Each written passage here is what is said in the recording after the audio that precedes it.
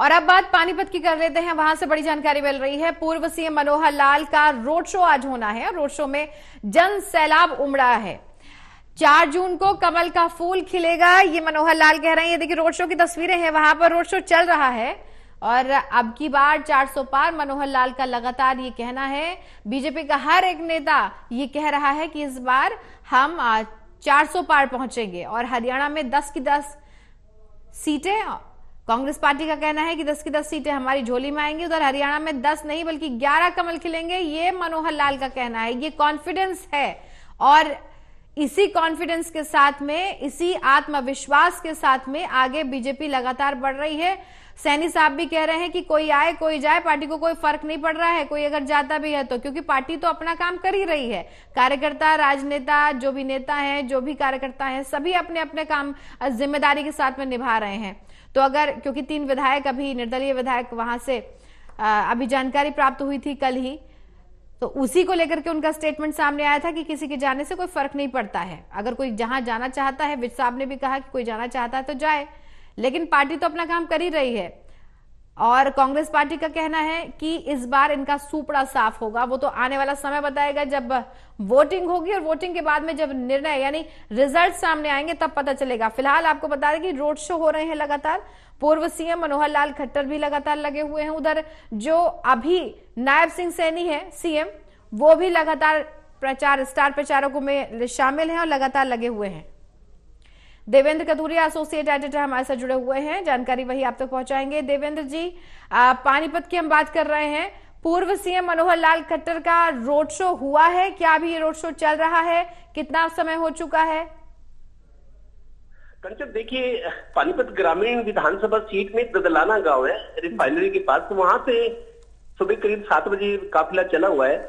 14 से 15 गांव है। गांव से होते, दरअसल ग्रामीण क्षेत्रों में थोड़ा सा बीजेपी के लिए दिक्कत है। शहरों में ठीक चल रहा है, लेकिन ग्रामीणों से उनको अपनापन दिखाने के लिए, ग्रामीणों से मेल जोल के लिए, उनकी बात सुनने के लिए, उनसे मिलने के लिए मनोहर लाल सुबह ददलाना गांव से चले। कई गांव का दौरा करते हुए रोड शो, लोगों से हाथ हिला के मिल रहे, कुछ लोग उनको फूल भी दे रहे हैं। 12 बजे आसन कला गांव है, पानीपत थर्मल के पास। आसन कला का गुरुद्वारा है, गुरुद्वारा जोत सचियार, बहुत ऐतिहासिक गुरुद्वारा है। वहां पर समापन होगा 12 बजे। इस दौरान मतलब अपने 4 से 5 घंटे के रोड शो में लोगों से मिल रहे हैं, लोगों का स्वागत कर रहे हैं, अभिवादन भी कर रहे हैं। और ग्रामीण का एक सघन दौरा जिसको मैं कहूंगा, क्योंकि पानीपत ग्रामीण का बहुत फैला हुआ इलाका है, पानीपत ग्रामीण विधानसभा, और जहां से महिपाल टांडा विधायक है, मंत्री भी है अब तो कैबिनेट में, टांडा भी साथ है जीप पर सवार होकर। तो ये काफिला गांव दर गांव होता हुआ जा रहा है। लोग देख भी रहे हैं उत्सुक होकर कि मनोहर लाल उनके बीच में आए हैं, वोट की अपील करें। 12 बजे गुरुद्वारे में समापन होगा। जी ठीक है। और एक और चीज इसमें यह है कि स्टार प्रचारक तो लगातार लगे ही हुए हैं। मनोहर लाल का ये कहना है कि इस बार 10 नहीं बल्कि 11 कमल खिलने वाले हैं, यानी ये कॉन्फिडेंस समझे या ओवर कॉन्फिडेंस? देखिए, मनोहर लाल जी को एहसास हो गया बीजेपी को कि मनोहर लाल बड़ा चेहरा है, 9.5 साल तक मुख्यमंत्री रहे हैं और बीजेपी के बड़े नेताओं में उनकी गिनती होती है। आरएसएस के प्रांत प्रचारक थे, संगठन में थे पहले, अब उनको 9.5 साल मुख्यमंत्री के रूप में काम करने का मौका मिला है। अब लोकसभा की जिम्मेदारी रही कि लोकसभा सीट जिताएं, क्योंकि मोदी जी को प्रधानमंत्री बनाना है। कुल मिलाकर मनोहर लाल जी को मुकाबला, मेरे को लगता है थोड़ा सा लग रहा है मुकाबला। मनोहर लाल जी को भी एहसास है, बीजेपी को भी, कि कांग्रेस प्रत्याशी से मुकाबला कड़ा हो सकता है। और आपको बता दूं, 17 तारीख को अमित शाह भी करनाल में आ रहे हैं। अमित शाह देश के गृह मंत्री, करनाल में 17 तारीख को उनकी डेट फिक्स है। करनाल में जनसभा संबोधित करेंगे, इसके बाद वो झज्जर जाएंगे। उससे पहले 10 तारीख को पंचकुला में जेपी नड्डा आ रहे हैं, जो बीजेपी के राष्ट्रीय अध्यक्ष है। 10 तारीख को पंचकुला में वो, फिर चंडीगढ़ में बीजेपी की मीटिंग करेंगे। अब मतलब केंद्रीय नेता भी हरियाणा में आने शुरू हो गए, उनका शेड्यूल बना दिया गया है। मनोहर लाल जी लगे हुए हैं रात दिन, उनको खाली करनाल ही नहीं, जो बाकी 9 लोकसभा सीटें हैं, क्योंकि बीजेपी के बड़े नेता है, बड़ा चेहरा है, मुख्यमंत्री रहे हैं, उन पर जिम्मेदारी भी है।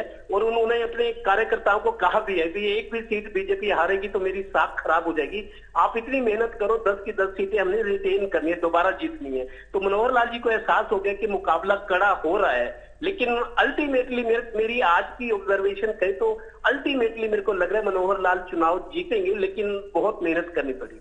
जी, एक और बात है कि जो हरियाणा में चुनाव होने वाले हैं उसमें कांग्रेस पार्टी तो मान रही है कि दो ही पार्टियों के बीच में मुकाबला कड़ा है, बीजेपी और कांग्रेस पार्टी।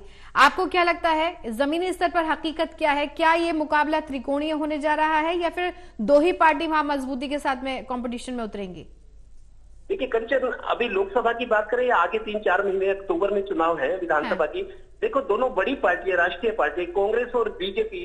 बाकी जो इंडिपेंडेंट या क्षेत्रीय पार्टी है उनका वजूद, या इनेलो की बात करें, जेजेपी बहुत कमजोर हो चुकी है। उनकी अंदरूनी चुनौतियां ही पार्टियों को कमजोर कर रही है। गठबंधन सरकार में जेजेपी रही है 4.5 साल तक। उन्होंने अपने तौर पर पार्टी को मजबूत किया, काम भी करवाया, लेकिन अलगाव होने के बाद आज की मीडिया में सुर्खियां बना हुआ है कि जेजेपी के जो नेता है दिग्विजय, प्रधान महासचिव है, वो हुड्डा को कह रहे हैं कि सरकार गिरानी है तो हम मिलकर गिराते हैं। हुड्डा कह रहे हैं कि लाओ आप लिखित में दो, बाद में मुकर मत जाना, हम राज्यपाल के पास जाते हैं। लेकिन सरकार को खतरा नहीं है, लेकिन संकट बढ़ गया है। अब बीजेपी के लिए दो ही चुनौतियां, एक तो सरकार को बचाना है, हरियाणा में नाइटिंग सैनिक मुख्यमंत्री है, हरियाणा सरकार को बचाना है, बीजेपी सरकार को बचाना है, अल्पमत में आ गई है। और विपक्ष के विधायक 45 हो गए, इनके पास 43 है। लेकिन वो एक प्रक्रिया रहेगी। अगर विपक्ष राज्यपाल से मांग करता है कि बहुमत के लिए आप विधानसभा का सत्र बुलाओ, वो मेरे को लगता है बात की बातें हैं। लेकिन फिलहाल लोकसभा चुनाव की एक चुनौती बने हुए हैं, तो बीजेपी को दोहरे मोर्चे पर लड़ाई लड़नी पड़ी है। एक तो लोकसभा की सीटें जीतनी है, मोदी जी के टारगेट को पूरा करना है, दूसरा सरकार को बचाना है। तो दोहरी चुनौतियों से बीजेपी जूझ रही है। आपने जेजेपी का भी जिक्र किया है सर, लेकिन जेजेपी को आपको क्या लगता है कि बीजेपी के साथ जब तक थी तब तक मजबूती के साथ में आगे चल रही थी और कॉन्फिडेंस भी नजर आता था, लेकिन जब से ये अलग अलग हुए हैं तो क्या लगता है कि इनका वजूद कहीं दिखाई देगा जमीनी स्तर पर आगे आने वाले चुनाव में, या फिर पार्टी निरंतर कमजोर होती जाएगी, या फिर कुछ आगे और बिल्डअप होगा? देखिए कंचन, जेजेपी जब तक सरकार में थी, गठबंधन सरकार में थी, बीजेपी जेजेपी दोनों एक दूसरे को डिफेंड करते थे, मिलकर सरकार चला रहे थे। लेकिन अलगाव होने के बाद दोनों पार्टी के नेता एक दूसरे पर आरोप भी लगा रहे हैं, हमले भी कर रहे हैं। और बीजेपी मेरे को लगता है अब डिफेंसिव नजर आ रही है, क्योंकि बीजेपी तो उनको अपनी लोकसभा सीटें जीतनी है, बड़ी चुनौतियां, सरकार पर संकट आ गया। तो जेजेपी वालों के पास खोने को अब कुछ नहीं है, बजाय इसके कि वो हमले करें। लेकिन मेरे को लगता है जेजेपी की स्थिति बहुत कमजोर इसलिए भी होगी, सरकार से बाहर होने के बाद भी जो इनके अपने विधायक है 10, वो बागी हो गए। 10 में से 6 विधायक आज भी एक बयान छपा हुआ है, देवेंद्र बबली जो पंचायत मंत्री थे जब सरकार थी गठबंधन की, देवेंद्र बबली बोल रहे हैं कि दुष्यंत हमें डर ना दिखाएं, हम कोई मजदूर नहीं, हम विधायक हैं, हम मजदूर नहीं, बंधुआ आपकी। तो मतलब विद इन पार्टी ही दुष्यंत चौटाला को, जेजेपी नेताओं को चुनौती मिली है, उन्हीं के विधायक उनको आईना दिखाने की कोशिश करें। ऐसी स्थिति में बहुत सारे लोग छोड़कर चले गए हैं, पार्टी के प्रदेश अध्यक्ष निशांत सिंह और कई बड़े नेता छोड़ गए। तो पार्टी निस्संदेह कमजोर हुई है, लेकिन पार्टी के पास खोने को कुछ नहीं। अब वो इस पर हमले कर रही है, अपना जो अंदर उनकी बातें थी अब वो बाहर आ रही है। हालांकि बीजेपी डिफेंसिव नजर आ रही है आरोपों के मामले में, लेकिन जेजेपी के नेता खुलकर बयान दे रहे। लेकिन विपक्षी पार्टियों ने यह भी बयान दिया है सर कि जब जेजेपी को वोटिंग की गई थी, जब लोगों ने उनको मतदान किया था उनकी तरफ, तो वहां पर ये सोचकर के बयान दिया गया था, ये सोच करके उनको वोट दिया गया था कि ये किसानों के मुद्दे उठाएंगे। लेकिन इन्होंने किसानों का मुद्दा उठा करके इन्होंने बीजेपी के साथ जाना अच्छा समझा, तो लोगों का भरोसा टूटा है। देखिए बिल्कुल, जो किसान वर्ग है, आप देखिए हरियाणा की पहचान किसानों से है, किसान प्रदेश कहा जाता है। 18 लाख किसान परिवार है हरियाणा में, 18 लाख। आप परिवारों को अगर 5 की गिनती करते तो 18 लाख को 5 से गुना कर दे, एक परिवार कितने हो गए हैं। तो उसी तरीके से किसान भी है, किसानों का एक बड़ा वर्ग, एक वर्ग विशेष जाता है जिसको हम जाट कहते हैं। जाटों से हरियाणा की पहचान है, और जाटों के बिना हरियाणा की राजनीति भी नहीं चलती। तो जाट और जो किसान है, ये दोनों वर्ग जो है, ये अब दुष्यंत चौटाला और जेजेपी के खिलाफ मोर्चा खोले हुए हैं। उनका ये कहना है, खोल कर कहते कि हम ना बीजेपी को आने देंगे गांव में, और ना ही जेजेपी को भी आने देंगे। यही वजह कि शहरों में तो बीजेपी का ठीक है, समर्थन मिल रहा है, लेकिन ग्रामीण जो अंचल है, ग्रामीण क्षेत्र है, वो बीजेपी के लिए भी चुनौती बना हुआ है। यही वजह कि आज मनोहर लाल फिर रोड शो निकल पानीपत ग्रामीण के गांव से गुजरे, और 2 दिन पहले उन्होंने ये जो समालखा विधानसभा क्षेत्र है उसमें रोड शो किया था 2 दिन पहले।